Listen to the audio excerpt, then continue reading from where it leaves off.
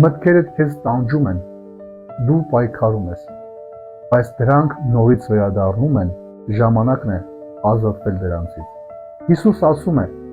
մի անհանգստացիր վաղվա մասին, ազատվիր կպչուն մտքերից։ Ահա 3 քայլ, որոնք կօգնեն քեզ վեր գտնել խաղաղություն։ Քայլ առաջին. ընդունիր, որ մտքերը կգան։ Դու չես կարող արգելել մտքերին գալ, բայց դու ես որոշում, որոնք զարգացնել, որոնք մերժել։ Ինչ որ ճշմարիտ է, արդար է, մաքուր է, այդ բաների մասին խորհեցեք, հորդորում է մեզ Սուրբ Գիրքը։ Քայլ երկրորդ. վստահիր Աստծուն։ Եթե դու վստահում ես Աստծուն, նա քեզ կպաշտպանի քո իսկ մտքերից։ Ձեր հայրը կբաշխի բարիքները նրանց, ովքեր աղաչում են նրան, ասում է Հիսուս։ Քայլ երրորդ.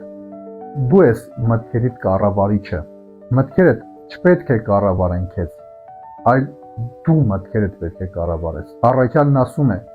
նորոգվեք ձեր մտքի փոփոխությամբ, վստահիր Աստծուն, կառավարիր մտքերդ ու կյանքդ կփոխվի։ Աստված քեզ տվել է խաղաղության բանալին, գտիր այն։